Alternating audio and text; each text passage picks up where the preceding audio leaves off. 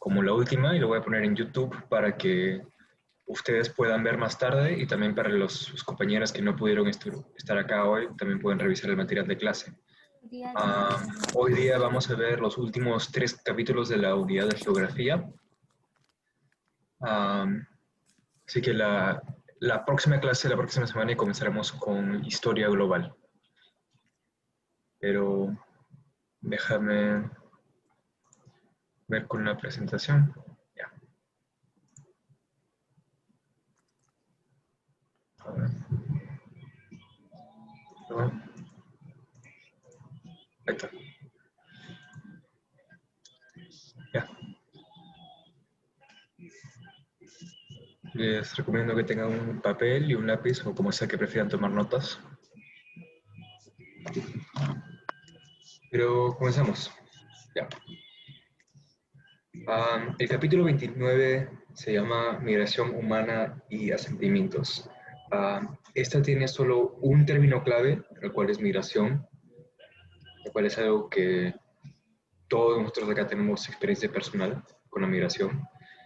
Así que no creo que tengo que definir este término demasiado, pero hablaremos sobre la historia de la migración humana, sus efectos, cosas así.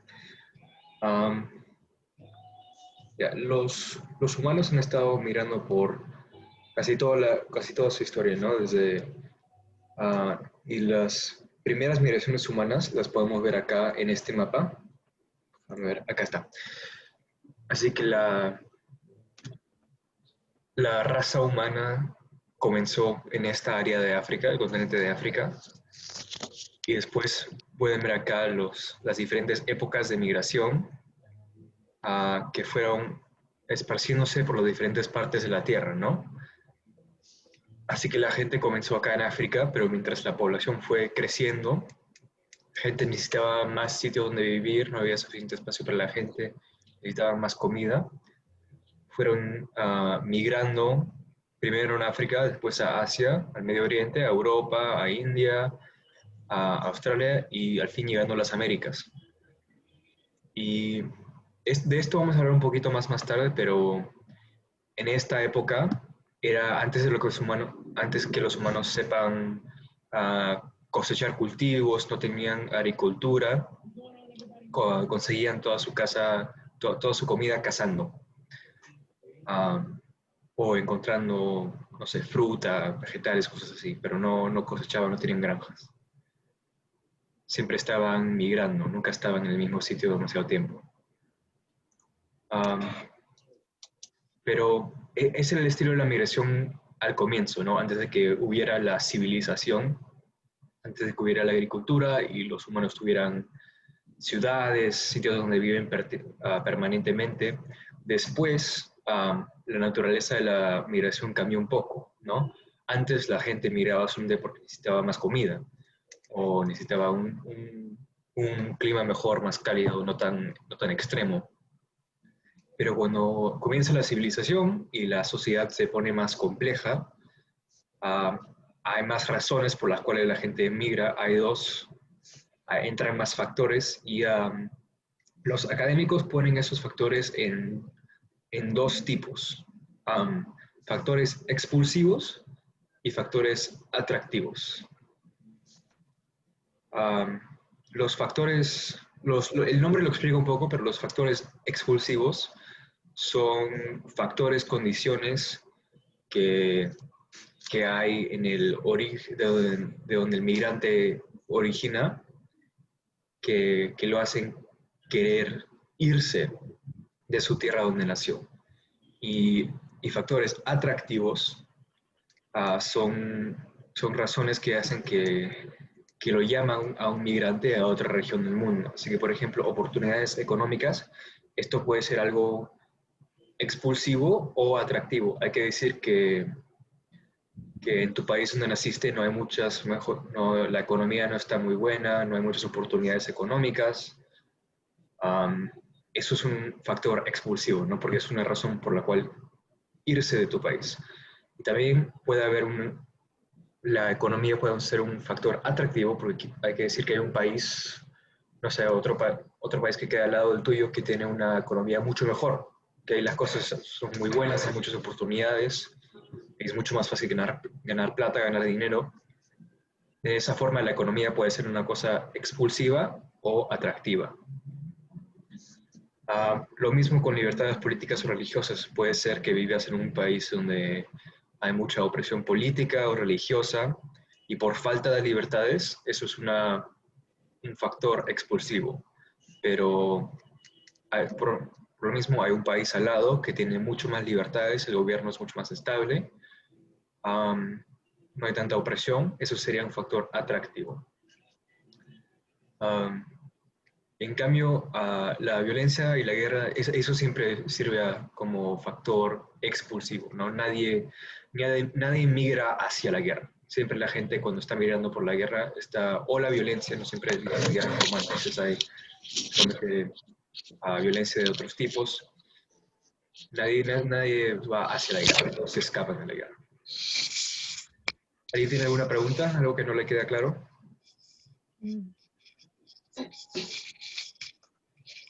Ya, pararé por preguntas cada rato, pero por favor les pido que si estoy explicando algo y está un poco confuso, estoy yendo muy rápido, no les queda claro, por favor pueden prender su micrófono y hacer una pregunta nada más. Quiero asegurarme que estén entendiendo todo bien. O también me pueden mandar una pregunta en el chat si quieren, si prefieren eso. Pero bueno, el libro del task que estoy utilizando, que mandé la foto antes en el group chat, utiliza algunos ejemplos de migraciones, lo cual vamos a cubrir acá. El primer ejemplo pasó hace mucho tiempo, es parte de estas migraciones de las cuales hablé hace un minuto, antes de que la gente tuvo civilización y agricultura, que se ve acá que pasó hace mucho tiempo, como es acá, 38.000 o 14.000 antes de la época de Cristo. Eso quiere decir, ahorita estamos viviendo en la época 2020 después de Cristo. Así que esto pasó entre 40.000 y 16.000 años antes de ahora. Lo que pasó es que antes, en esa época, la Tierra era mucho más fría, ¿no? Así que mucha del agua del mundo no estaba en los océanos, pero sino estaba congelada en el norte y el sur de la Tierra, ¿no? En el Ártico y el Antártico, Polo Norte y Polo Sur. Así que los niveles del mar eran más bajos. Como no había tanta agua en el océano, eran más bajos los niveles del mar, así que había más tierra. Un buen ejemplo de eso es esto precisamente, esta área acá podemos verlo acá mejor, entre lo que es el este de Asia, lo que es Rusia y es Alaska, parte de los Estados Unidos. Ahora hay océano, hay mar. Pero antes, en esta época, hace 40.000 años, había tierra ahí, porque los niveles del mar estaban mucho más bajos. Y la gente, mientras fue migrando de África hacia Asia, llegó hasta ahí y cruzaron lo llevan un puente de tierra, porque así, eso es como funcionó básicamente. Y cruzaron ese puente de tierra y fueron migrando hacia el sur por todas las Américas, y así llegó la gente a poblar América del Norte, Centroamérica y Sudamérica. Pero eso fue hace mucho tiempo, hace 40.000 años, 16.000 años. Y después, mientras la Tierra se fue calentando, terminó la era del hielo, se fue derritiendo un poco del hielo polar, subieron los niveles de los océanos y hubo mar ahí entre esas dos áreas, así que ya no se pudo cruzar otra vez. El siguiente ejemplo de migración histórica que utiliza el libro son las migraciones germánicas.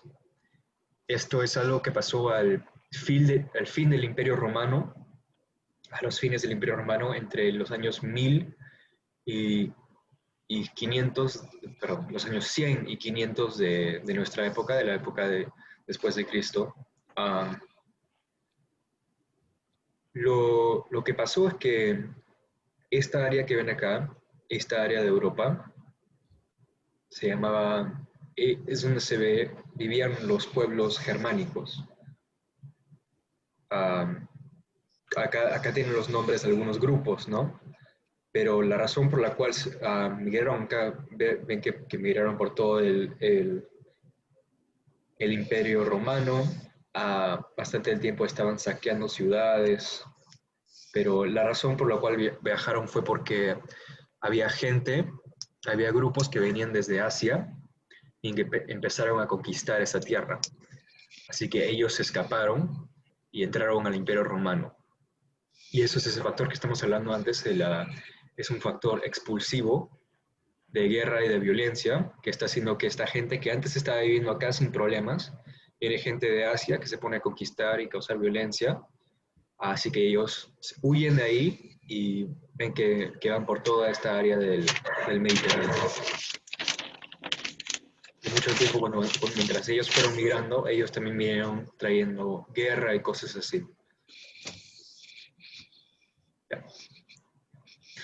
Después de esto, muchas de estas migraciones de las cuales vamos a estar hablando son cosas importantes en la historia de los Estados Unidos, así que vamos a hablar más sobre estas cuando hagamos la unidad en los Estados Unidos, sobre los Estados Unidos, pero bueno, los repasaremos ahora porque el libro los menciona en este punto y son importantes son muy buenos ejemplos de migración. Ya, una de las migraciones humanas más importantes de la historia es el comercio atlántico de esclavos. Bueno, entre el siglo entre 1650 y 1860, los españoles y los portugueses tenían un imperio en las Américas, ¿no? Y necesitaban gente para trabajar. Así que lo que hicieron es tomaron africanos esclavizados desde la costa occidental de África, acá, y los trajeron a las Américas en millones, pero millones de millones. Pueden ver acá, los trajeron a todos lados de las Américas, ¿no? Obviamente sabemos que acá en los Estados Unidos hay una gran población de afroamericanos, pero a todos lados de América, me dijeron que ustedes en sus países donde son también tienen experiencia con esto, pero ven acá, 500,000 fue a los Estados Unidos, pero la gran mayoría de los africanos esclavizados fueron ven acá al Caribe, 4,5 millones fueron mandados al Caribe, 5 millones fueron a Brasil. Y verás que esto fue una migración masiva, un montón de gente que fue transportada, tanto que hasta hoy, o sea, más o menos la mitad de la población de Brasil es descendida de africanos, tiene, aunque sea parcial, descendencia africana.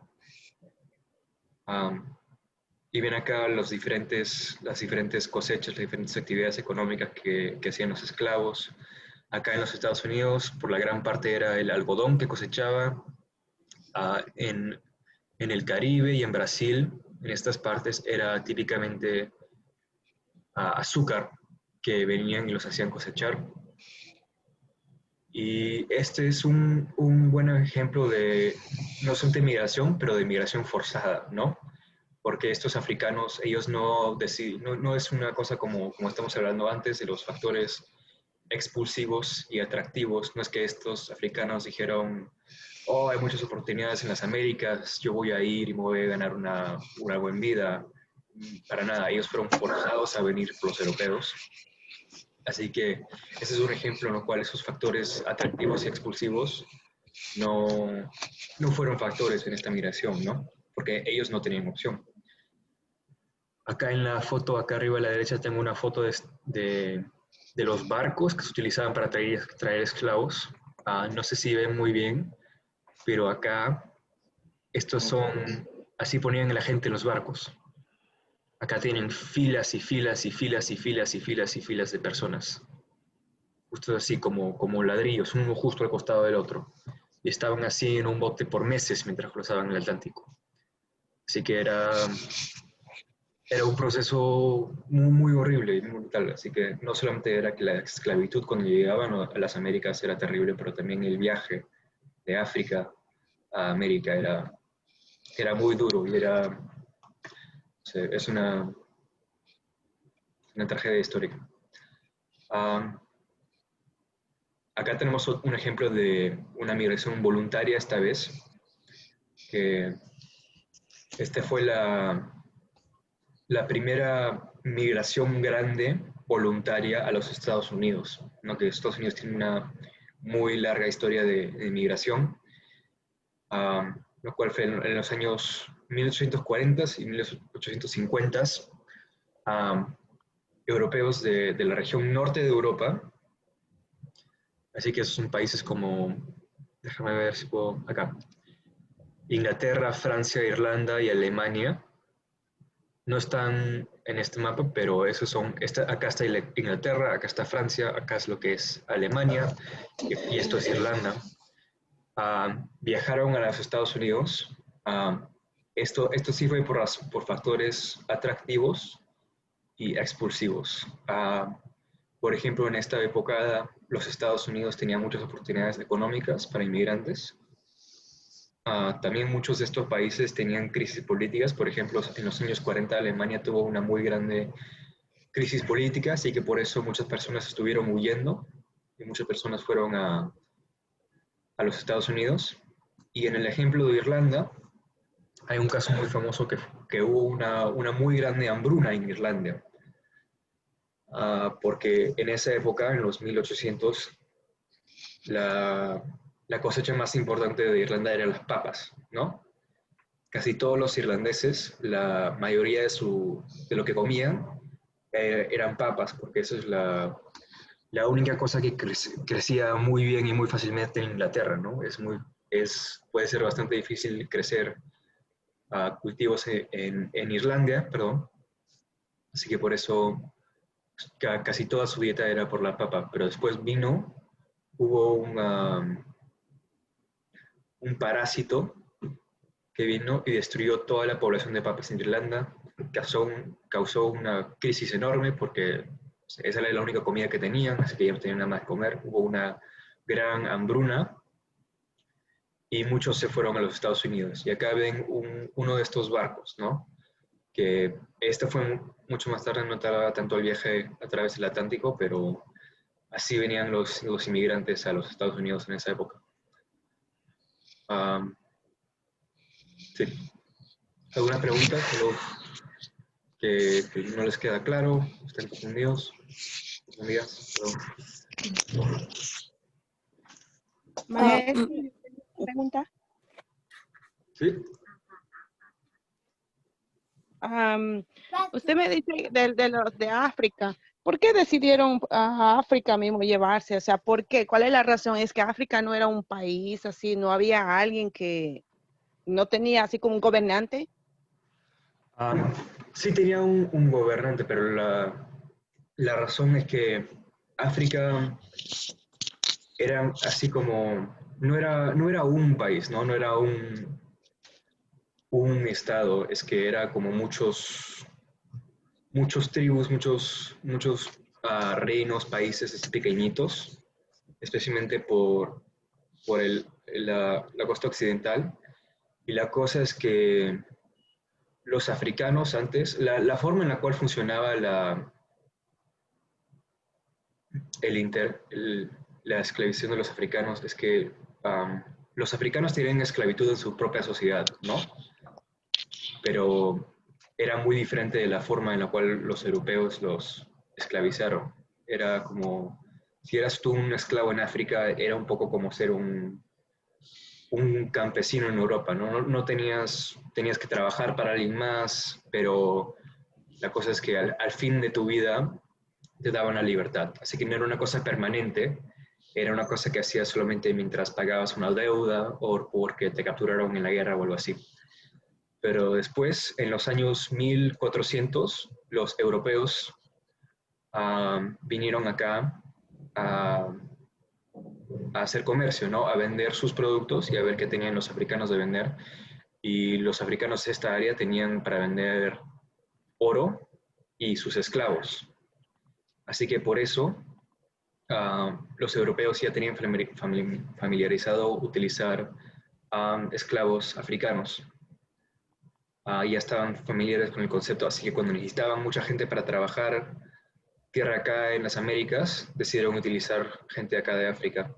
Y la otra razón por la cual escogieron utilizar esclavos africanos y no utilizaron, por ejemplo, otros europeos, es porque por razones religiosas no dejaban que esclavicen a otros cristianos, ¿no? Pero como la gente de África en esta época todavía no era cristiana, aunque sea en algunas partes, decidieron utilizarlos como esclavos.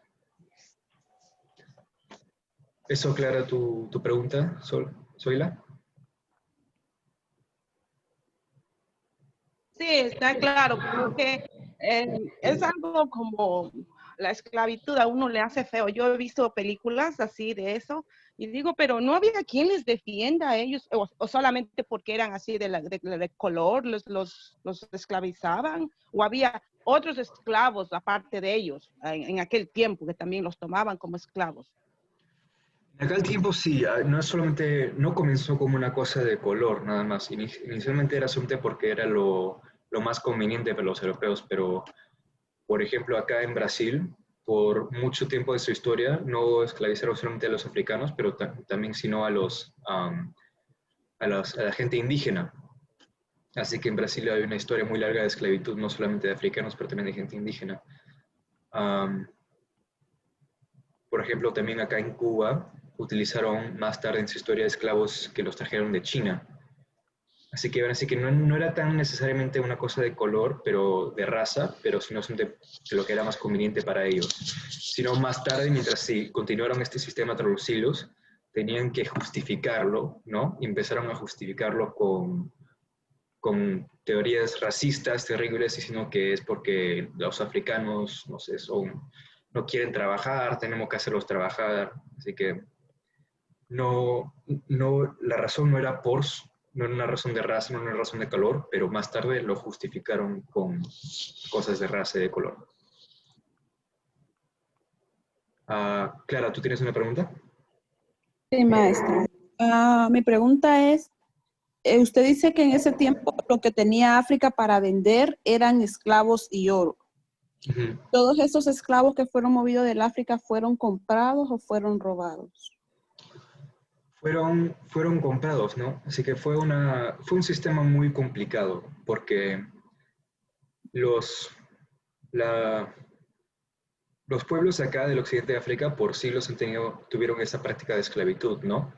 Lo cual es una práctica ha sido muy común en la historia humana, ¿no? El Imperio Romano tenía esclavos, muchas sociedades a través de la historia han tenido esclavos, pero vinieron los europeos a esta parte de África y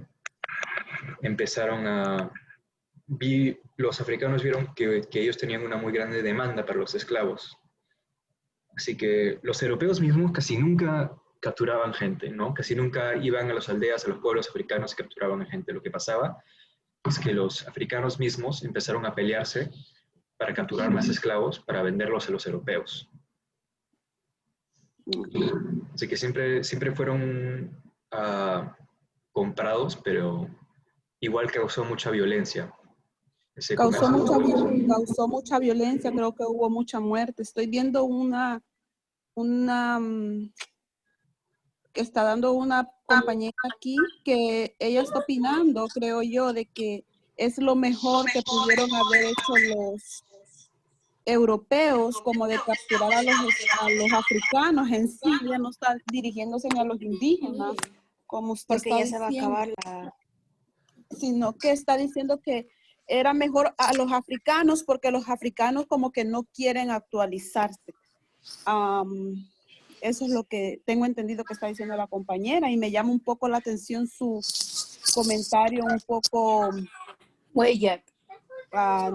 grato o su manera de pensar, porque ahí hubieron muchas muertes y a lo que yo puedo entender que África fue uno de los países más usurpados porque era un país muy rico en oro y los europeos anduvieron casi por toda América y por muchos continentes extrayendo oro de nuestros países, porque ese fue el caso de nuestro país.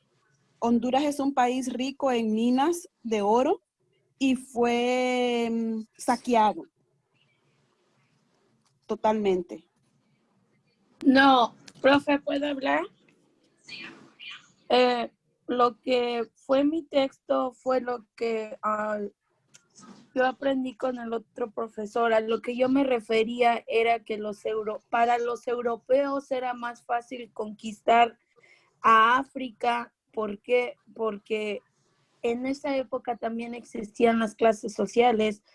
Los africanos que eran más ricos tenían esclavos y vieron la manera de conseguir económicamente más ingresos para ellos haciendo mercado de africanos. Y a lo que yo me refería era que para los europeos era lo mejor que les pudo haber pasado, en el sentido de que África lo vieron como su escapatoria para obtener lo que ellos querían, no en el sentido de racismo. Tal vez no lo expliqué bien o no lo escribí bien, pero a lo que yo me refiero, que en el continente africano era lo mejor para para los europeos, porque ahí estaba el mercado para ellos, para traer tantos esclavos a Estados Unidos.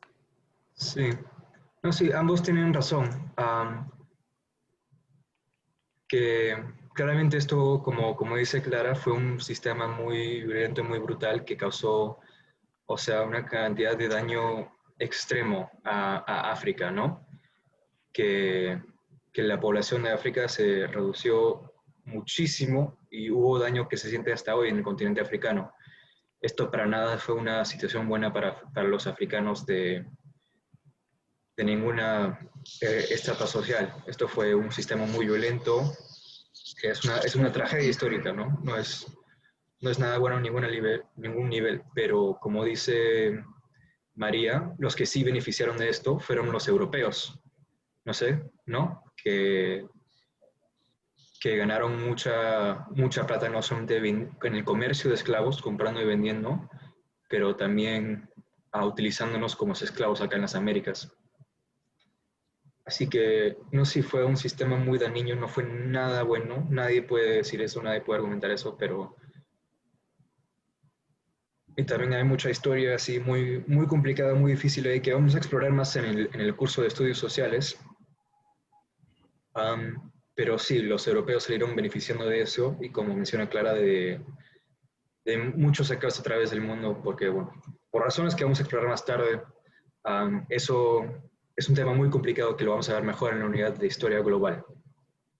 Profesor, yo entiendo que es un tema bastante complicado y todavía a muchas personas nos duele, a otras nos molesta porque podemos ver la crisis o la déficit que quedamos muchos países y podemos ver las riquezas en las que vive y que mantiene el país europeo, que por lo tanto muchas personas todavía tienen que emigrar para allá porque se encuentran mejores oportunidades.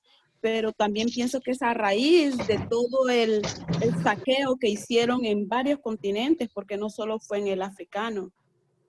Sí, no, sí, tienes razón, Clara. Es una cosa sobre el poder entre los diferentes países, cómo pasó a través de la historia y que eso tiene efectos hasta el día de hoy. Ese tema, eso tiene que ver mucho, ¿no? Ver con el imperialismo, con la historia de la conquista, todo eso lo vamos a ver mucho mejor en la unidad de historia global, la cual será la próxima. Así que podemos conversar mucho más de esto ahí entonces. Lourdes, ¿tienes una pregunta? Sí, por ejemplo, mi pregunta es que esto viene relacionado, perdón, con los africanos desde aquella época y sigue afectando a ellos hasta el día de hoy por su raza, por su color. Y entonces para a ellos, ¿cómo se llama? Bueno, como dijo usted al principio, como después trataron de relacionarlo por su color y todo eso.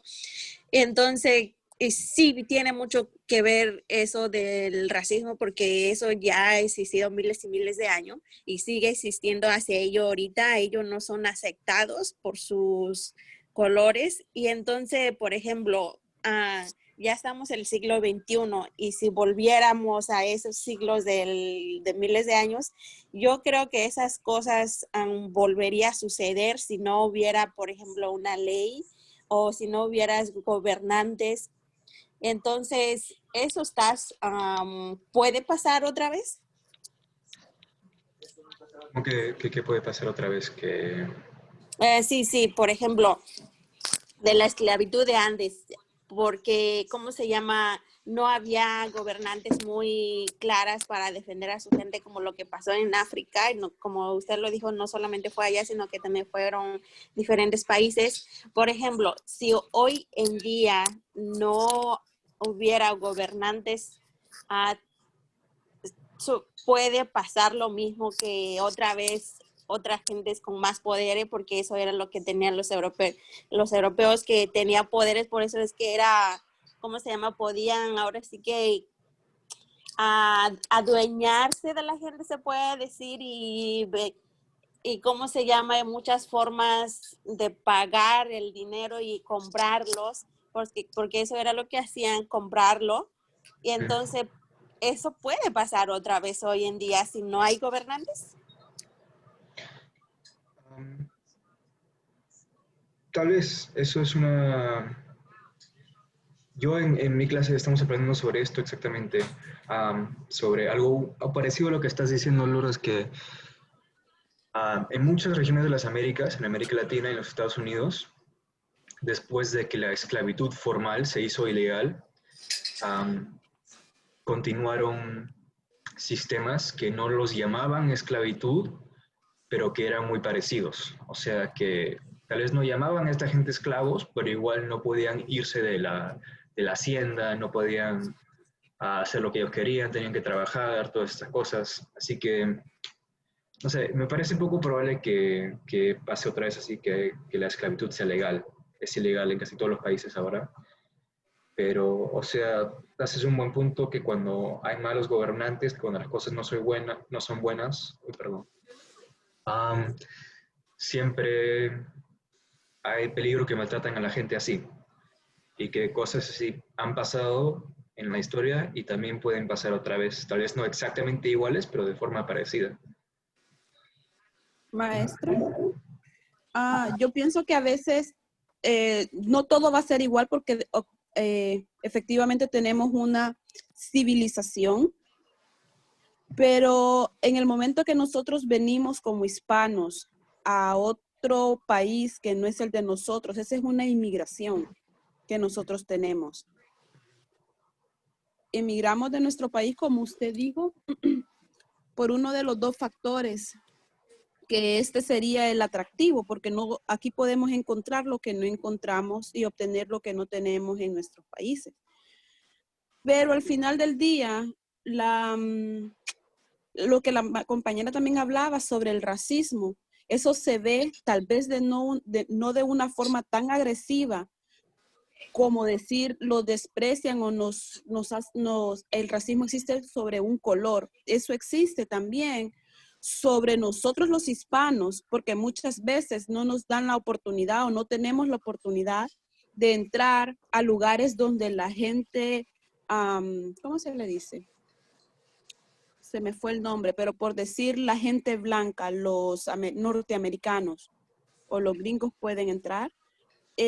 Tenemos muchas veces tenemos esa dificultad. Tenemos también dificultad, por eso se han creado leyes para las mujeres, porque también no creen que las mujeres tenemos el mismo derecho que los varones. Esa es una forma de racismo.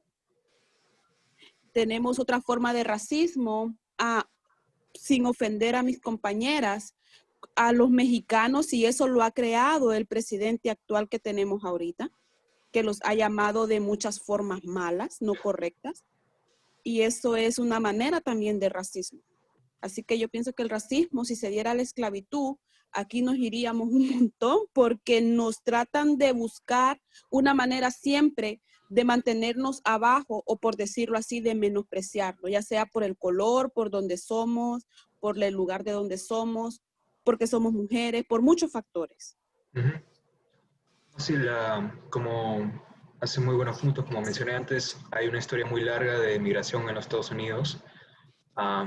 Esta fue la primera migración grande de gente que vino voluntariamente a los Estados Unidos. Y siempre cuando vienen los inmigrantes acá, y también cuando van a muchos sitios, se enfrentan, como tú mencionas, con situaciones de racismo, discriminación. Por ejemplo, los irlandeses que vinieron de Irlanda, como eran un poco diferentes a la gente que vivía acá en los Estados Unidos, también tuvieron muchos problemas con la discriminación, ¿no? O sea, había negocios, había tiendas que tenían carteles a la entrada que decían no dejamos entrar a los irlandeses, o cosas así. Y vamos a explorar eso también más en la unidad de historia americana, sobre las condiciones que han vivido los inmigrantes en este país. Pero sí, o sea, como hablamos antes, específicamente sobre estos, hay factores expulsivos y atractivos, ¿no? Que escogen venir acá esta gente, pero cuando vienen acá a veces encuentran que no es todo lo que se esperaban, que hay muchas dificultades que tienen que soportar porque son inmigrantes, que los que nacieron en este país no tienen esas mismas dificultades. Bueno, espero que podamos hablar más de eso cuando exploremos más profundamente la migración a los Estados Unidos. Pero bueno, mientras tanto vamos al siguiente slide. Tenemos más ejemplos que cubrir. Otro ejemplo de migración, esto es una migración interna dentro de los Estados Unidos, es la migración de los estadounidenses al oeste. Esto comenzó básicamente desde el inicio de que los europeos llegaron a Norteamérica, ¿no? Porque al inicio los ingleses llegaron acá a estas regiones de Norteamérica, fundaron sus pueblos, sus ciudades, y pues empezaron a expandir un poco hasta que se crearon esta área acá en este color gris, fue el territorio original de los Estados Unidos. Y después, cuando ganó su independencia de los Estados Unidos, se puso a expandir más y más y más. Acá ven los diferentes tratados de cómo los Estados Unidos ganó este territorio. Acá, este territorio, por ejemplo, lo ganó después de la Guerra de Independencia, que antes era territorio británico.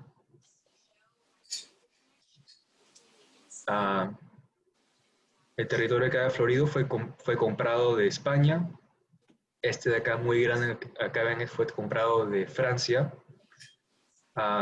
Texas es un ejemplo muy interesante histórico porque antes era parte de México, ¿no? Y después ganó su independencia en México y se unió a los Estados Unidos. Este territorio de los Estados Unidos fue ganado por los Estados Unidos después de la guerra que tuvieron con México. Y ese territorio fue comprado de los británicos. Así que a través de los años los Estados Unidos adquirieron más y más territorio hacia el oeste, y mientras eso pasó lentamente hubo gente del este de los Estados Unidos que migró al oeste a poblar estas áreas. Y también mientras la gente de los Estados Unidos, fue migrando al oeste, mientras eso estuvo pasando, había gente indígena que vivía en esta área entera, ¿no? De costa a costa, que mientras los estadounidenses vinieron más al oeste, los estuvieron expulsando, ¿no? Así que hablemos sobre los factores tras esta migración estadounidense al oeste. Eran factores expulsivos y atractivos, ¿no? Como hablamos antes.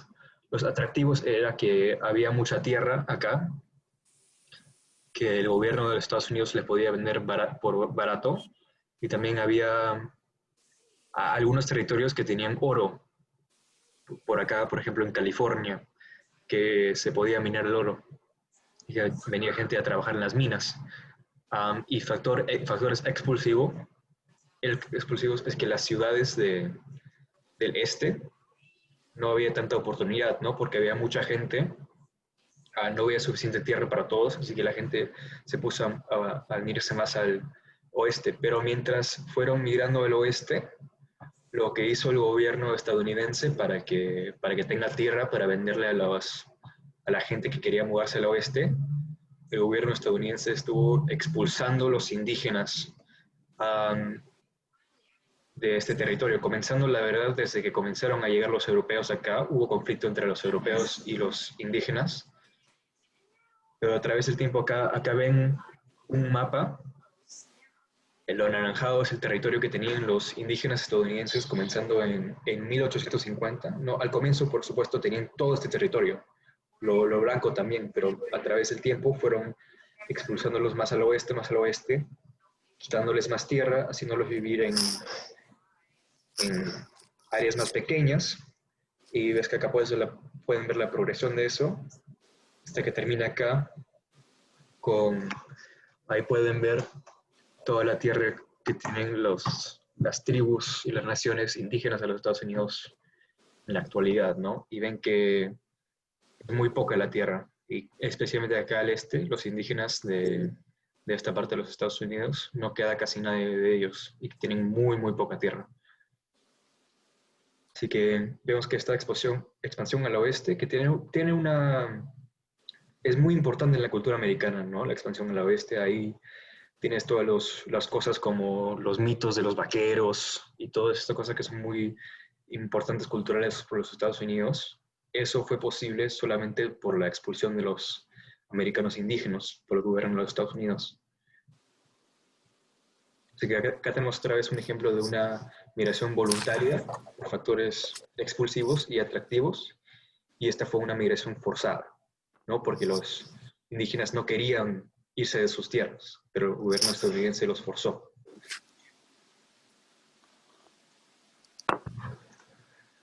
¿Clara, una pregunta? Sí, maestro. ¿Los movieron, para qué parte los movieron de su tierra? Así que en general, a comienzo, no sé, en los años 1800, cuando los Estados Unidos tenían todo este territorio de acá que no habían explorado, que no tenían control.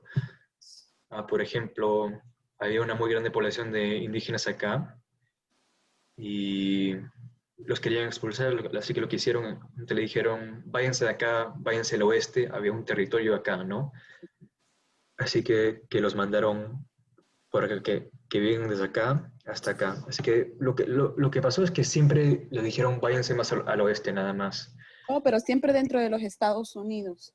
Sí, siempre dentro de los Estados Unidos, pero después ya no había más espacio al oeste, así lo que hicieron es que empezaron a crear estos territorios donde viven los indígenas. Y ven acá que son territorios muy pequeños comparado con donde vivían antes. Y también lo que siempre hacía el gobierno de los Estados Unidos es que les daba, o sea, la peor tierra posible. La tierra donde no querían vivir los estadounidenses, cosas así. Así que no solamente le quitaron mucha de su tierra, también los hicieron vivir en tierra que no era suya históricamente y que no era muy, muy buena, no era muy fácil vivir ahí. Y hasta hoy en día las reservas de los indígenas americanos son los sitios más pobres de los Estados Unidos. Wow. La pobreza ahí es mucho peor que en cualquier barrio pobre de cualquier ciudad de los Estados Unidos. Pero históricamente todavía en estos tiempos se podrían encontrar indígenas estadounidenses, indígenas nativos. Sí, por ejemplo, acá el estado con la población más alta de indígenas estadounidenses es Arizona, que lo ven acá. Tiene la más grande. Que no me acuerdo cómo. Esos son los Navajo, los indígenas Navajo, que es la nación más grande que todavía existe y tiene el territorio más grande también. Así que sí hay, pero hay muy pocos. Hay muy pocos. Especialmente en el este de los Estados Unidos, no queda casi nadie. Ok, maestro. Gracias. ¿Alguna otra pregunta?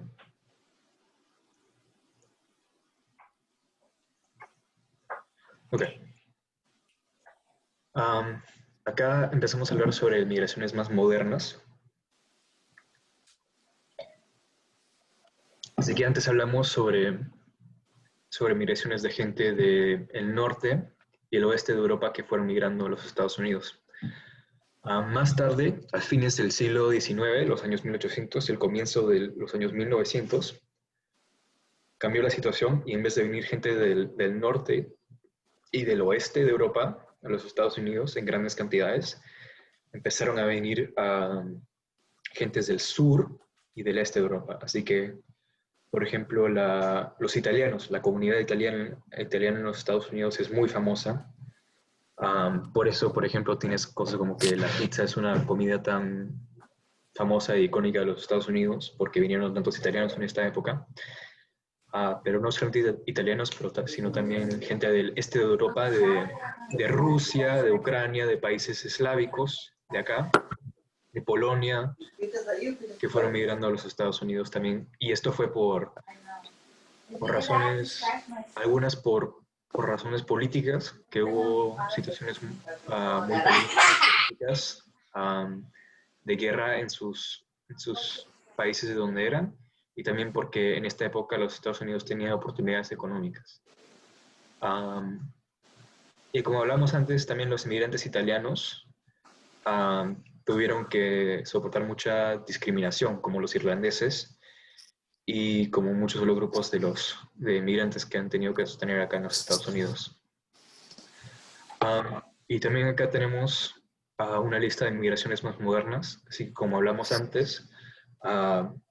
Nosotros los latinoamericanos, en los años recientes, hemos estado viniendo a los Estados Unidos en grandes cantidades, típicamente por razones económicas, ¿no? Como dijo Clara antes, que hay mejores oportunidades económicas acá en los Estados Unidos y que hay en grandes partes de Latinoamérica.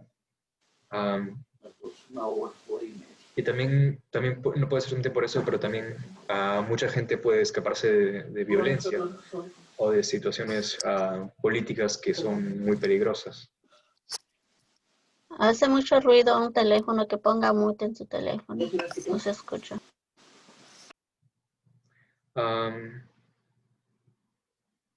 Y otro ejemplo de migración es que la gente en tiempos actuales de la África del Norte, de estos países de acá de Marruecos, Argelia, Libia, Egipto, están cruzando el Mediterráneo y están yendo a Europa, poblando naciones como España, Italia, yendo a Francia, algunos hasta Inglaterra. Y este de acá es un viaje muy peligroso, ¿no? Porque la gente se sube en barcos de mala calidad y trata de cruzar el Mediterráneo, el cual es un mar muy grande. Y acá ven una foto de inmigrantes tratando de cruzar el Mediterráneo para buscar mejores situaciones económicas. También europeos del este de esta área han ido a Europa del oeste después de los años 90, ¿no? Porque en esa época hubo una crisis en Europa del este, cuando cayó, por ejemplo, la Unión Soviética y cosas así, hubo crisis económica y política, así que en los años 90 mucha gente de la Europa del este fue yendo al oeste de Europa, países como Francia, Inglaterra, Alemania. También hay una muy grande migración de asiáticos a los Estados Unidos, ¿no? Típicamente los asiáticos del este y del sur, así que gente de India, de China, de Corea, de Japón, que va a los Estados Unidos. Y este mapa es muy interesante, que lo he incluido acá, que ven que países con colores pintados de color rojo son países que tienen más gente que se va del país, que migra a otros países, que los que entran, ¿no? Y mientras más oscuro el país, más gente se está yendo. Así que, por ejemplo, Venezuela, acá lo vemos en un color rojo muy oscuro, por la crisis política y económica que está pasando ahí actualmente. Los Estados Unidos acá está verde porque mucha gente está yendo a los Estados Unidos, pero acá vemos que Canadá está aún más verde. Uno puede ver que, aunque sea comparado con la población de Canadá, más inmigrantes están yendo a Canadá. También podemos ver acá, por ejemplo, como hablé, el norte de África está todo rojo porque la gente del norte de África está yendo a Europa. Y vemos ejemplos así. ¿Ya? ¿Alguna pregunta?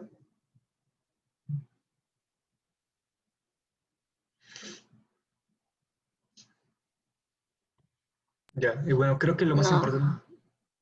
Lo más importante de entender sobre esto es que casi toda migración tiene factores expulsivos y atractivos, a menos que sea una migración forzada. No, creo que eso es lo más importante de esta parte del capítulo. No tienen que saber todos los detalles de cada una de las migraciones los cuales he mencionado, pero son buenos ejemplos y los menciono en el libro. Así que este capítulo también habla sobre el desarrollo de zonas culturales, regiones culturales y regiones lingüísticas. Así que esto pasa por dos tipos de razones, geográficas y migratorias. Así que, ¿qué me refiero con razones geográficas? Que por la geografía, como hablamos antes en la clase anterior, hay algunos aspectos de la geografía que hacen la comunicación y el viaje muy difícil. Es que, por ejemplo, un buen ejemplo de esto es el de África. Ven acá que el norte de África, estos países con el color anaranjado tienen cultura más o menos árabe o islámica, ¿no? Y el resto de África está color morado porque tiene una cultura, es un tipo de cultura diferente, cultura que se llama como los países al sur del desierto Sahara. Y eso es precisamente por la cual hay esta diferencia cultural, es que acá, en esta parte de África, hay el desierto del Sahara, un desierto enorme, que hablamos la última clase también sobre este desierto, que hace muy difícil la comunicación entre el norte de África y el resto del continente. Así que por esa razón la cultura en el norte y en el sur del continente es muy, muy, muy diferente, porque como hay como básicamente como una muralla geográfica que hace el viaje muy difícil, dos culturas muy diferentes se desarrollaron a través de eso, gracias a ese aspecto geográfico. La otra cosa que puede afectar las regiones geográficas son las razones migratorias. Así que, por ejemplo, eso pueden tener una gran variedad de cómo se ven, ¿no? Puede ser migración, como vimos antes, voluntaria, regular, o también puede ser migraciones más que vienen con conquista. Así que, por ejemplo, Latinoamérica es una zona cultural, es una región cultural, porque tiene en común que toda Latinoamérica fue colonia de o España o de Portugal. Así que toda Latinoamérica habla o español o portugués, y casi toda Latinoamérica es católica, y por ejemplo que tienen todas esas similitudes culturales gracias a que todos fueron colonias españoles o portugueses en algún tiempo. Así que este es un mapa de regiones culturales. Acá tenemos Norteamérica, Latinoamérica, el sur de África, para los países islámicos, Europa y Asia y Oceanía. Y este mapa de acá es un poquito diferente, lo pueden ver. Este es un mapa de familias lingüísticas. Así que, ¿qué significa eso? Significa que todas las partes del mundo acá que tienen el mismo color es donde se habla idiomas parecidos. Así que, por ejemplo, pueden ver que grande parte de Latinoamérica acá, que todos estos países, México, Guatemala, no sé, Honduras, Nicaragua, El Salvador, hasta todo Sudamérica, todos están de azul. Es porque ahí todos hablan español. Y Brasil también está azul, porque ahí hablan portugués, y es un idioma muy parecido al español. Es parte de la misma familia lingüística, que es la familia de los idiomas románticos. Acá en este color rojo, esos son los idiomas germánicos. El inglés es uno de ellos, otro es el alemán. Y también pueden ver acá, no sé, muchos otros ejemplos. Los países naranjados donde se hablan los idiomas árabes. Este verde más claro se habla los idiomas eslávicos, como el ruso, el ucraniano, el polaco. Y sí ven que eso también es una parte muy importante de la cultura y del desarrollo cultural. Y también como parte de lo que está diciendo razones migraciones que pueden afectar la cultura es el intercambio cultural, ¿no?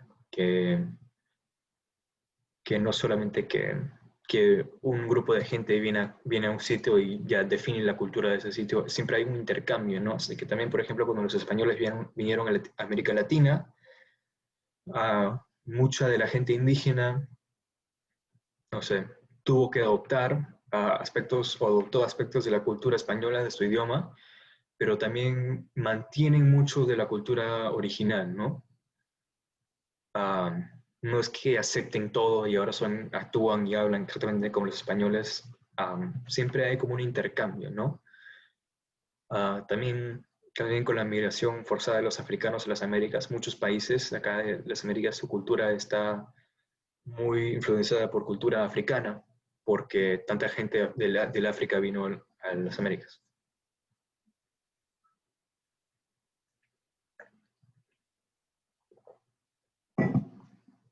¿Ya? ¿Alguna pregunta sobre...? Creo que este es el fin del capítulo, sí. ¿Alguna pregunta sobre el capítulo, sobre los términos claves, cualquier cosa así? Solo había un término clave, así que tal vez no.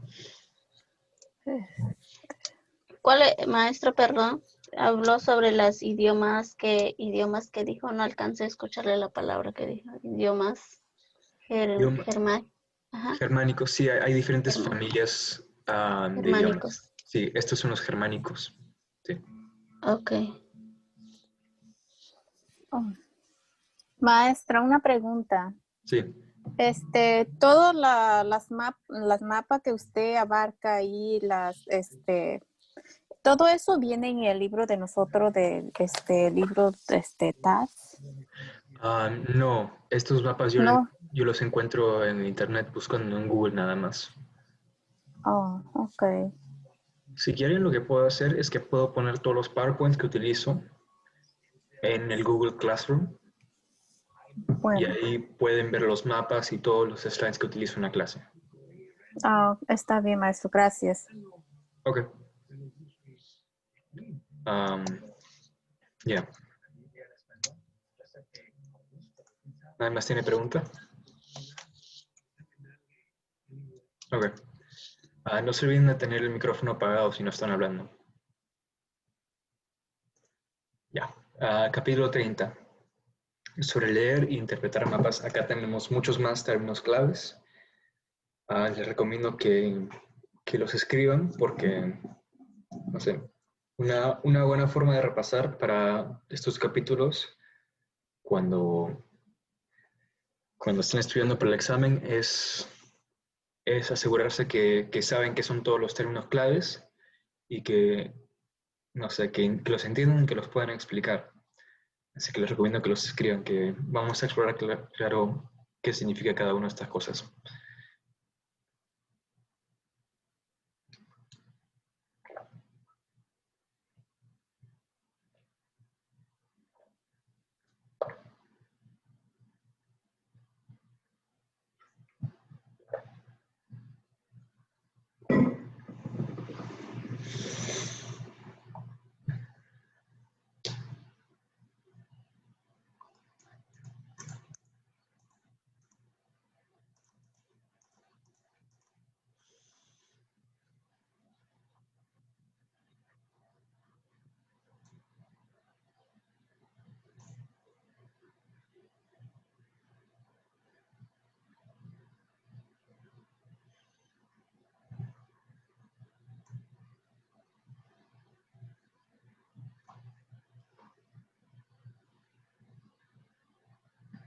Ya. Vamos a comenzar. Vamos a hablar sobre todos estos términos claves mientras hablamos del capítulo. Así que si no los tienen todos escritos, mientras esté enseñando les explico cuál de cada estos es un término clave. Ya. Comenzando con mapas y globos. Estas son dos formas de representar la Tierra en una forma que nosotros tenemos, así que podemos estudiar y ver fácilmente. Y cada uno tiene sus aspectos positivos y aspectos negativos. O sea, los globos son mejores para algunas cosas, pero los mapas son mejores para otras cosas. O sea, los globos son muy buenos porque son las representaciones más exactas de la Tierra que tenemos, ¿no? Porque la Tierra es esférica, es redonda. Así que como un globo es redondo, Es como si tuvieras la Tierra así en tamaño pequeñito en tus manos. Pero la cosa mala de los globos es que solo puedes tener un globo de la Tierra entera. No puedes tener un globo solamente de los Estados Unidos, solamente de la ciudad de Nueva York. Para eso necesitas un mapa. Cuando los mapas son buenos para enseñar lugares más específicos, pero para ver un mapa del mundo es muy difícil porque, o sea, es imposible tomar la superficie de una esfera como la Tierra y mostrarla plana sin poder cambiarla. O sea, acá tienen una aproximación de cómo sería si tuvieras la superficie de la Tierra y lo tuvieras de aplanar, ¿no? No funciona, no hace un rectángulo simple. Acá hay un video que muestra eso muy bien. Vamos a ver el comienzo nada más. Que básicamente este señor está tomando este planeta Tierra y va a tratar de hacerlo plano, y muestran este proceso, ¿no? Que es imposible. Y ven que tiene que cortarlo, está tratando de estirarlo, pero no se puede, ¿no? Porque es imposible tratar de estirarlo a que sea plano. Así que para poder representar la Tierra en forma de un mapa, en un espacio plano y rectangular, lo que se tiene que hacer inevitablemente es que tienes que cambiar unas partes, ¿no? Hacer unas partes más grandes, unas partes más pequeñas. Y así que el problema de los mapas globales es que no son muy exactos, ¿no? Eso se muestra también en esta siguiente imagen. Esta es una proyección común de un mapa global muy común, pero ven que en el celeste claro están, o sea, los países como se muestran en los mapas globales, pero en el azul más oscuro están los países, o sea, más o menos reducidos a su tamaño verdadero. Así que el mapa global más común que utilizamos, la forma en la cual puede tener toda esa superficie redonda en un área plana, lo que hace es que hace las partes del norte y del sur extremas del mundo y los hace más grandes. Y las partes más al Ecuador, acá al medio, las hacen parecer más chicas. Así que vemos acá, por ejemplo, que en un mapa normal, esta isla de Groenlandia, acá en el celeste, se vería más o menos del mismo tamaño de África, ¿no? Pero acá vemos que en realidad Groenlandia es mucho más pequeño que el continente africano, pero se ve más grande en un mapa global porque se tiene que estirar y cambiar un poco para que pueda estar plano y para que sea un rectángulo. Y eso no es un problema que tienes con un globo. ¿Se les quedó claro eso? Es un poco confuso el concepto. ¿Alguien tiene una pregunta?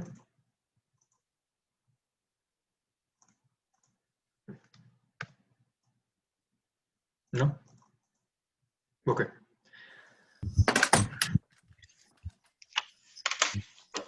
Ya. La siguiente parte que vamos a hablar es latitud y longitud. Estos dos son términos claves, los cuales la latitud y la longitud son formas de medir la posición en la Tierra, ¿no? Comenzando con la latitud. La latitud mide qué tan al norte o al sur quedas del Ecuador. El Ecuador es esta línea que va más o menos al medio de la Tierra horizontalmente. Es más o menos, no sé, es como la parte de la Tierra del medio, ¿no? Y de ahí hay grados de latitud al norte o al sur del Ecuador. Así que, por ejemplo, acá vemos que Florida está como a 30 grados norte del Ecuador. Mientras tanto, acá queda Perú, queda a 15 grados al sur del Ecuador. Y el Ecuador también es un término clave si lo quieren escribir, si no tenían escrito antes. El otro medido es longitud, lo cual es mide qué tan al este o al oeste está un lugar. Y como con la latitud comienzas en el Ecuador y vas o al norte o al sur para medirlo, con la longitud comienzas acá en esta línea que se llama el meridiano cero, que vas al oeste o al este. Así que, por ejemplo, vemos acá que Italia queda como a 15 grados este del meridiano cero. Y esta distancia, esta ubicación global se mide en grados y minutos, que esos dos son términos claves. Los grados son como la medida estándar y minutos son más pequeños, como metros y centímetros. Grados son como metros y los minutos son como los centímetros, son como una medida más exacta. Así que, por ejemplo, a donde estamos nosotros ahorita, Nueva York queda a 41 grados al norte del Ecuador y 74 grados al oeste del meridiano cero. Y con esos medidos se puede dar la ubicación de cualquier lado en el planeta Tierra. Así que, por ejemplo, acá tenemos, no sé, diremos, acá esta parte de Rusia, por ejemplo, estaría a más o menos 60 grados al oeste, al este del meridiano cero y a, no sé, 45 grados norte del Ecuador. Así que de esa manera podemos tener las medidas para cualquier sitio en el planeta Tierra. ¿Alguna pregunta? Yo me quedé en ceros, profe. ¿Qué? Yo me quedé en ceros, porque cuando usted mide el Ecuador con la latitud, la longitud con el meridiano, es como si estuviéramos usando sería matemáticamente hablando de un mapa cuando tiene muchos cuadritos, algo así parecido. Sí, o sea, estos cuadritos acá muestran los diferentes puntos de intersección de latitud y longitud. Y estos muestran diferentes ubicaciones. Es como medir las cuadras de una ciudad, ¿no? Así que puedes decir que, no sé, por ejemplo, estás en la calle 35 acá en Nueva York y puedes decir, no sé, mi casa queda a 4 cuadras al norte de acá, o a 6 cuadras al sur, o también al oeste o al este. Así que solamente es una forma de medir la distancia entre ese sitio y el Ecuador y el meridiano cero, que se mide en grados y en minutos. Y eso tiene que ver con ángulos de la Tierra, pero no es algo que tenemos que hablar ahorita. Es un poco... Ok. Más que suficiente. Pero es como un mapa ¿cómo se llama? ¿Cardílago? No, me estoy inventando. Un mapa cardinal. Ajá, sí. Algo así parecido, ¿cierto? Que nos puede, como punto de encuentro sería el Ecuador, entonces ya seríamos los ángulos y los minutos nos ayudarían ya después buscando los puntos de encuentro, ¿cierto? Sí, muy bien. Oh, ok. Ya con eso me conformo. Sí, porque me dio una explicación matemática bien bonita, pero me quedé muy mal. Pero ya con eso me conformo, sí. O sea, es un plano cardíaco y ya de ahí se puede saber un poquito. Bueno, así ya lo entendería un poquito mejor. Ya, qué bien. Gracias. De nada. ¿Alguien más tiene una pregunta? ¿Algo que nos queda ¿Claro? Ok.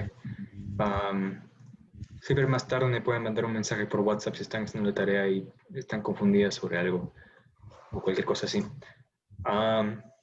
También este capítulo cubre tipos de mapas. Es algo que no vamos a hablar demasiado porque lo vimos en la última clase, pero los tipos de mapas que menciona el libro, que todos estos son términos claves, son mapas políticos. Que ven acá, este es un mapa político, es el mapa más común, yo diría, que muestra a todos los países con sus fronteras, con ciudades importantes y cosas así, es un mapa político. Un mapa topográfico, que lo mencionamos la última vez, pero no creo que lo expliqué muy bien. Un mapa topográfico puede ser muy grande, o sea, lo que muestra un mapa topográfico muestra la elevación, ¿no? Los cambios en la elevación, si hay colinas o cosas así, pero típicamente no vas a ver un mapa topográfico del mundo porque es muy grande y no es muy útil. Típicamente los mapas topográficos son de áreas más específicas para mostrar acá, como vemos, estas rayitas muestran un cambio en elevación. Así que típicamente cada mapa topográfico tendrá algo que dice en la esquina,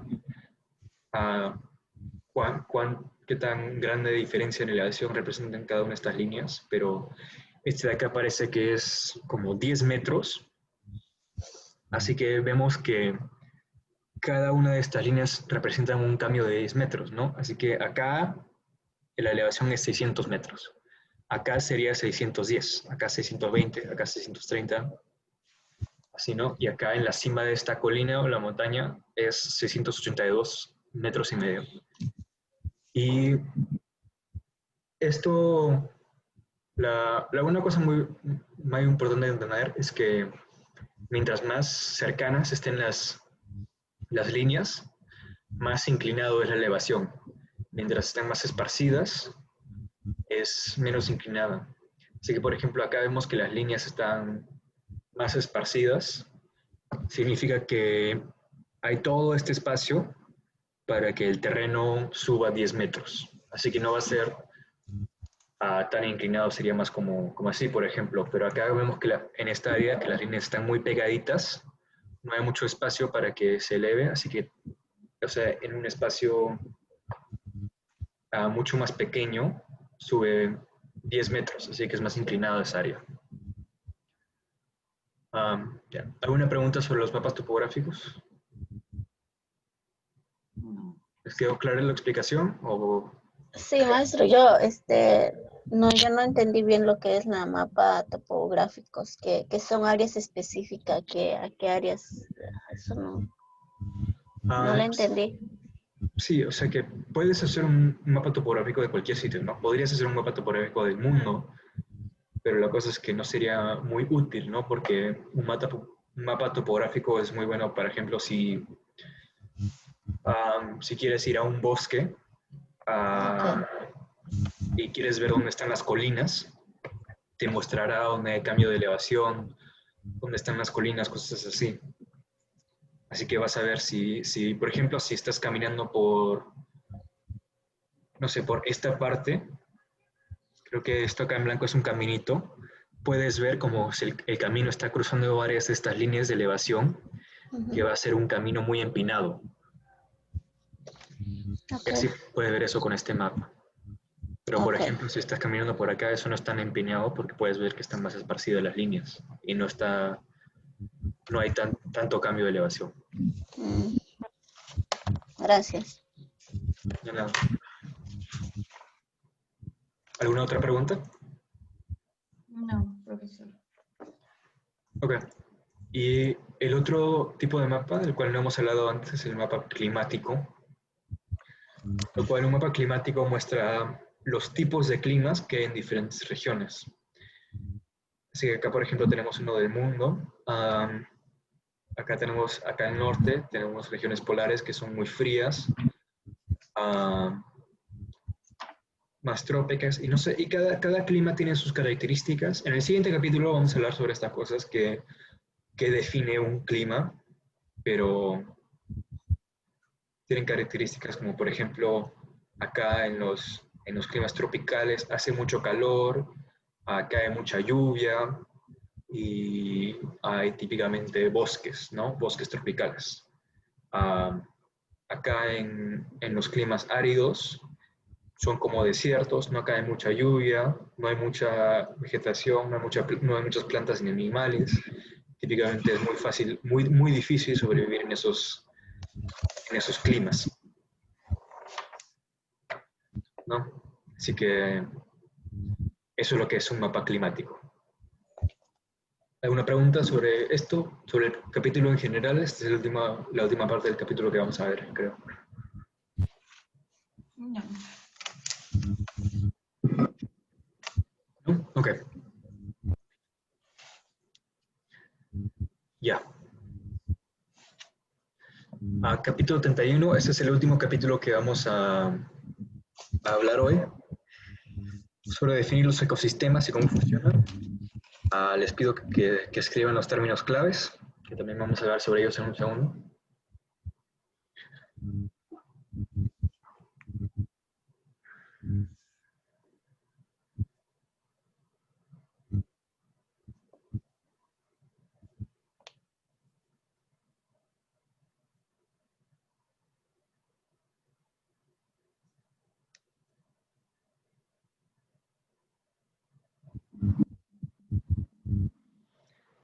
Ya. Comenzamos el capítulo, lo que acabamos de mencionar sobre climas. Vamos a hablar sobre qué exactamente es un clima. Y es algo muy relacionado a lo que hablamos en la primera clase sobre los aspectos físicos de un lugar o de una región.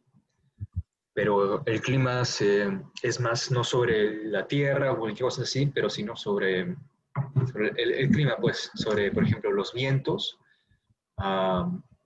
cuánto viento hay en una región, y esto, las temperaturas, si hace mucho calor, mucho frío, si es más temperado, no es muy extremo el clima, y la cantidad de tipo de precipitación, ¿no? Si llueve mucho, llueve poco, si cae otros tipos de precipitación, como hablamos la clase pasada, hay varios tipos, si cae nieve, si garúa, si cae lluvia nada más, cosas así. Y de todas estas cosas, el clima, cuando hablamos sobre el clima de una región, es una cosa que es el promedio a través de mucho tiempo, ¿no? Así que no solamente lo de un día. Una cosa es cuando estás hablando cómo está el clima hoy, ¿no? Y si, por ejemplo, si hay, por ejemplo, un día que acá en Nueva York hace mucho, mucho calor, eso no significa que Nueva York como región, como lugar, tiene un clima muy cálido, ¿no? En general es más temperado, a veces hace frío, a veces hace calor, pero nunca es consistentemente calor. Así que es un promedio, ¿no? Hay veces que tal vez haga más frío, más calor, pero en general el clima de una región es de esta manera.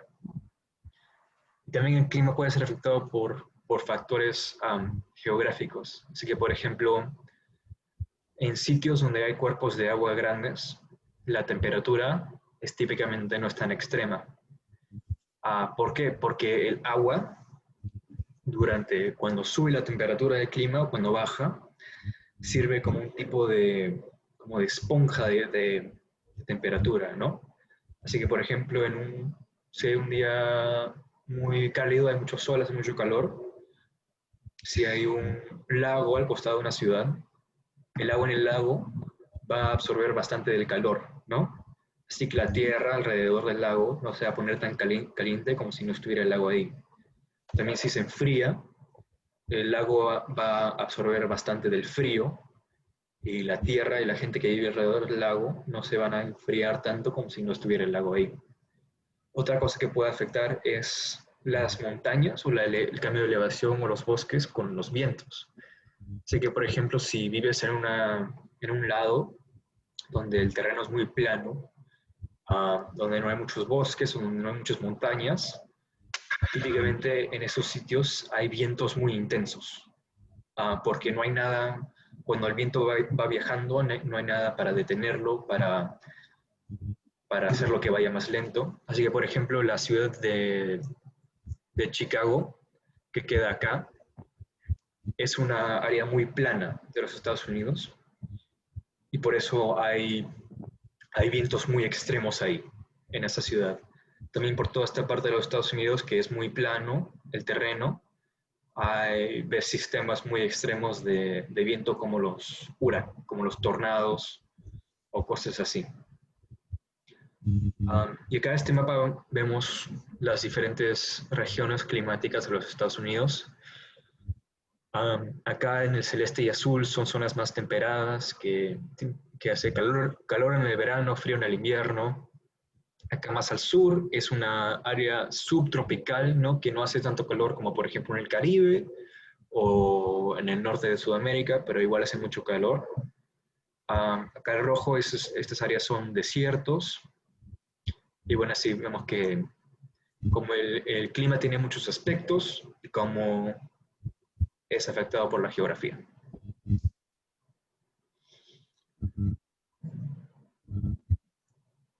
Ya. Y dentro de estos sistemas climáticos tenemos muchos ecosistemas. Así que, ¿qué es un ecosistema? El ecosistema es como está en el nombre, es un sistema, ¿no? Es un sistema de cómo la interacción entre la Tierra, el clima y los organismos de un lugar,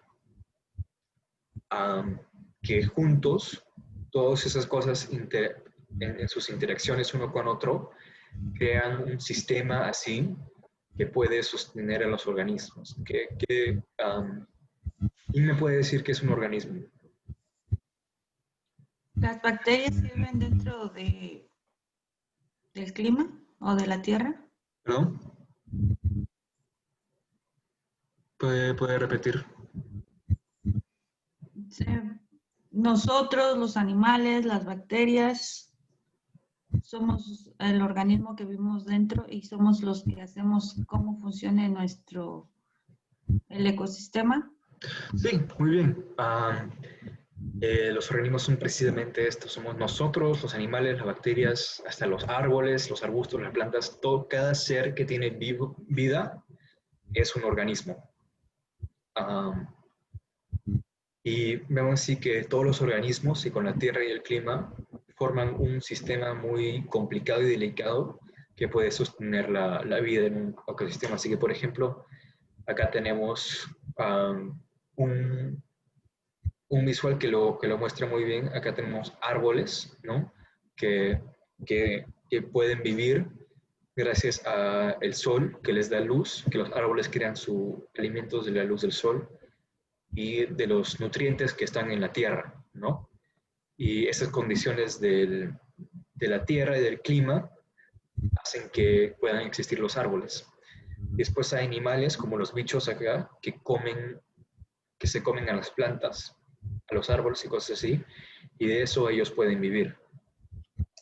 Y acá vemos que es como una cadena, ¿no? Que los sapos se comen a los bichos y así pueden vivir los sapos. Las serpientes se comen a los sapos y así pueden vivir las serpientes. Las águilas comen las serpientes y así pueden vivir las serpientes. Y mientras tanto, todos estos animales, cuando muere un animal, los restos quedan en la tierra y se descomponen así por hongos o por bacterias mucho tiempo, y eso regresa esos nutrientes a la tierra. Así que eso hace que puedan vivir las plantas otra vez, ¿no? Porque, como se acordaban, las plantas necesitan nutrientes y sol. Así que es como una cadena, ¿no? Que cada uno depende del otro, ¿no? Los bichos dependen en los árboles para su comida, todos los animales dependen en otros animales o en las plantas para su comida, pero también las plantas dependen que los animales mueran y que sus cuerpos sean decompuestos para regresar todos esos nutrientes a la tierra para que las plantas también puedan vivir. Así que vemos acá que es como un ciclo y es un sistema muy, muy delicado, ¿no? Muy exacto que existe para poder sostener. ¿Alguna pregunta? Maestro, si puede regresar un poquito atrás donde empezó con... es que no alcancé a escribir unas palabras que necesito. Claro. Del capítulo 31, donde dijo usted que términos claves. Ah, sí, sí. Son clima, ecosistema y precipitación. Oh, ok.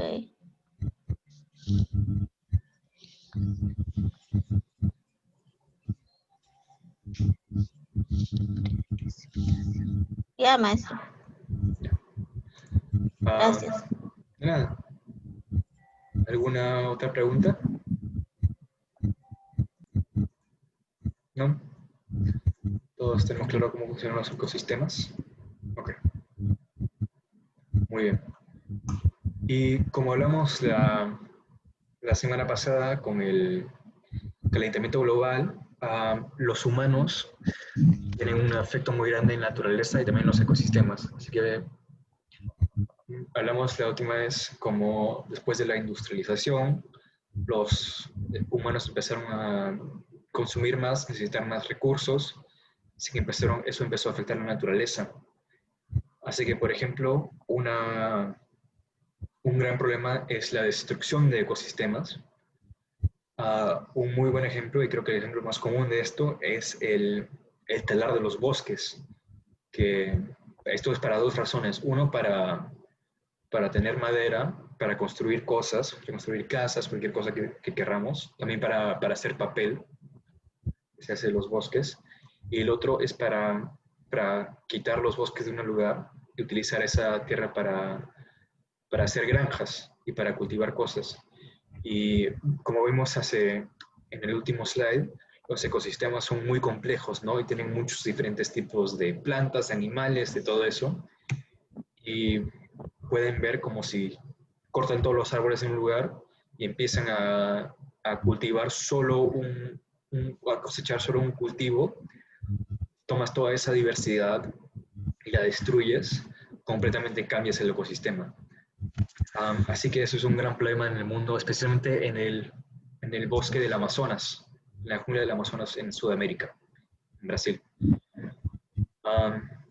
Otra cosa que es muy dañina a los ecosistemas es desechos industriales, ¿no? Así que si compañías o fábricas botan sus desechos a un río o a un lago, cosas así, pueden ver acá en esta foto de un ecosistema acá que si botan desechos al lago, entonces, bueno, los peces se mueren. Los peces se mueren, entonces los patos no comen. Si los patos no comen, se mueren los patos y pues destruye todo este balance, este equilibrio muy delicado que se ha creado, ¿no? Entre todos los animales y las plantas en el ecosistema.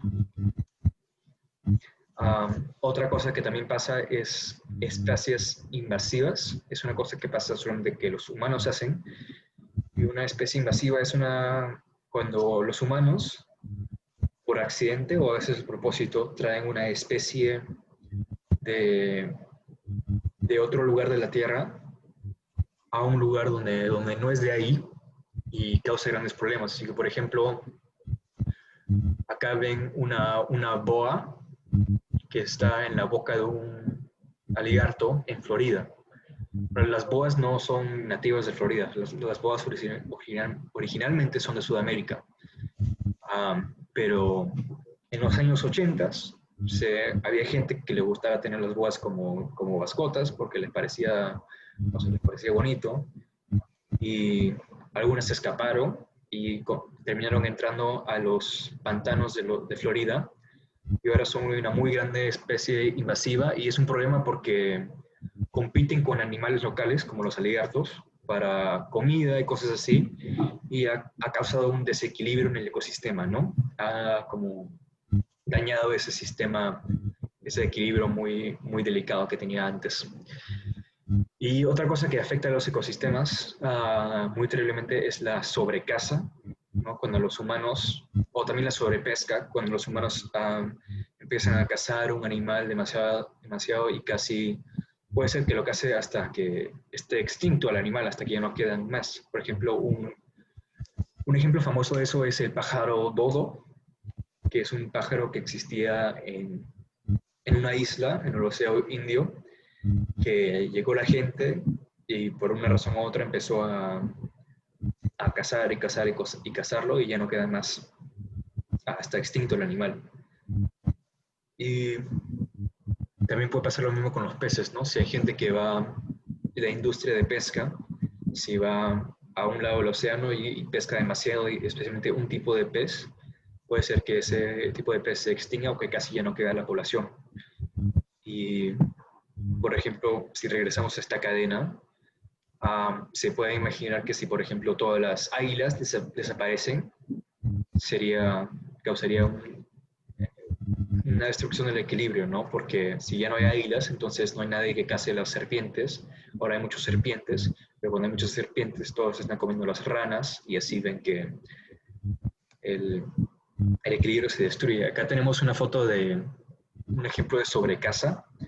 Esto es en los Estados Unidos, a los medios del siglo XIX, que se hizo muy popular cazar búfalos. Y esta de acá es una montaña que pueden ver que son calaveras y esqueletos de los búfalos. Así que pueden imaginarse la cantidad inmensa de búfalos que fueron cazados y matados, que el búfalo estuvo en peligro de ser extinguido, ¿no? Y bueno, eso es el capítulo 31. Ese es el fin de la unidad de geografía. ¿Tienen alguna pregunta sobre el capítulo, sobre lo que acabamos de ver o sobre la unidad en general? No.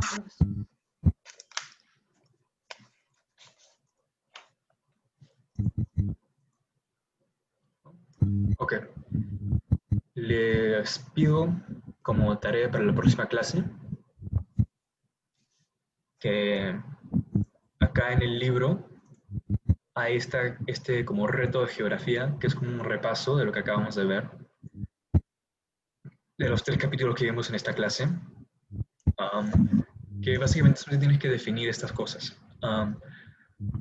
Le voy a tomar una foto de esto y les mando en el group chat de WhatsApp.